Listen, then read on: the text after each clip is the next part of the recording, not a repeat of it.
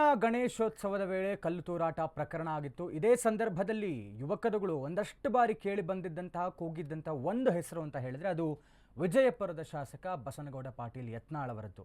ಇದೀಗ ಅವರ ಭೇಟಿ ಬಹಳಷ್ಟು ಕುತೂಹಲ ಮೂಡಿಸ್ತಾ ಇದೆ. ಮದ್ದೂರಿಗೆ ಕೆಲವೇ ಕ್ಷಣಗಳಲ್ಲಿ ಶಾಸಕ ಯತ್ನಾಳ್ ಅವರು ಭೇಟಿಯನ್ನು ನೀಡುತ್ತಾ ಇದ್ದಾರೆ. ಮದ್ದೂರಿನಲ್ಲಿ ಏನಿ ಒಂದು ಕಲ್ಲು ತೂರಾಟವಾಯಿತು, ಅಲ್ಲಿಗೆ ಕೆಲವೇ ಕ್ಷಣಗಳಲ್ಲಿ ಯತ್ನಾಳ್ ಭೇಟಿ ಕೊಡ್ತಾ ಇದ್ದಾರೆ.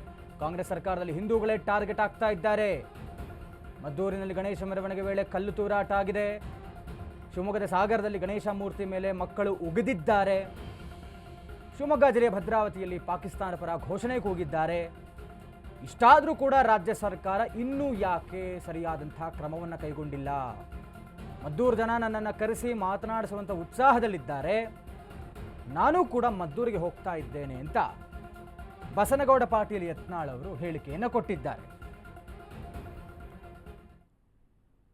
ಮದ್ದೂರಿನಲ್ಲಿ ಏನು ಘಟನೆ ಆಗಿದೆಯಲ್ಲ, ಮಸೂತಿಯ ಮೇಲೆ ಇದ್ದು ದುಷ್ಕರ್ಮಿಗಳು ಮುಸ್ಲಿಂ ಗುಂಡಾಗಳು ಇವತ್ತು ಮಹಾಗಣಪತಿಯ ಮೇಲೆ ಕಲ್ಲು ತೂರಾಟ ಮಾಡುವುದು, ಕೆಲವೊಂದು ಕಡೆ ಸಣ್ಣ ಮಕ್ಕಳಿಂದ ಉಳಿಸುವಂಥ ಕಾರ್ಯಕ್ರಮ ಮತ್ತು ಪಾಕಿಸ್ತಾನದ ಧ್ವಜಗಳನ್ನು ಹಾರಿಸುವುದು, ಪಾಕಿಸ್ತಾನ ಪರವಾಗಿ ಘೋಷಣೆ ಕೂಡುವುದು, ಇದೇನು ಈದ್ ಮಿಲಾದದಲ್ಲಿ ಅವ್ರೇನು ಮಾಡಿದ್ದಾರೆ ಅದಕ್ಕೆ ಕರ್ನಾಟಕ ಸರ್ಕಾರ ಯಾವುದೇ ಕ್ರಮ ತಗೊಂಡಿಲ್ಲ. ಆದರೆ ತಪ್ಪು ಮಾಡಿದ್ರು ಅವರು.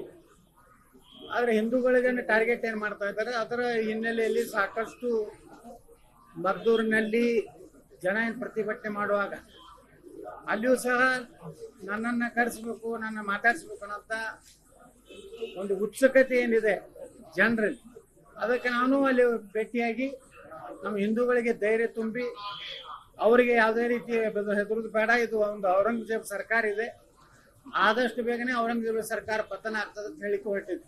ಮದ್ದೂರಿನಲ್ಲಿ ಏನು ಘಟನೆ ಆಗಿದೆಯಲ್ಲ, ಮಸೂತಿಯ ಮೇಲೆ ಇದ್ದು ದುಷ್ಕರ್ಮಿಗಳು ಮುಸ್ಲಿಂ ಗುಂಡಾಗಳು ಇವತ್ತು ಮಹಾಗಣಪತಿಯ ಮೇಲೆ ಕಲ್ಲು ತೂರಾಟ ಮಾಡುವುದು, ಕೆಲವೊಂದು ಕಡೆ ಸಣ್ಣ ಮಕ್ಕಳಿಂದ